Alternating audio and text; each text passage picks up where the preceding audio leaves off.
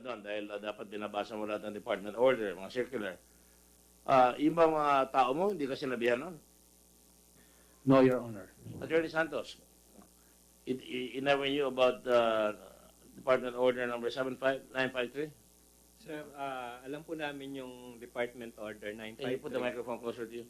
Alam po namin yung Department Order 953, sir. Ang nangyari lang po, nung na-implement namin yung RA 10575, may repealing clause po yung 10575 na all orders, decrees inconsistent with this act. And we relied on Section 8 na ang control and supervision, ang control po ay asamin na, ang DOJ po administrative supervision. Kaya nangyari po, halimbawa po expiration of sentence, 40 years expiration of sentence. Pagka po inidala pa namin yan, one month prior to the expiration, dinala po namin sa DOJ. Tapos dumating po yung araw na expired na, 40 years.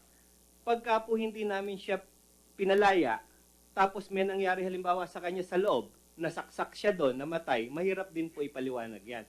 Kaya po, pagka nag-expired na po yung sentence niya, pinaprocess po talaga namin yon para mai-release na po siya.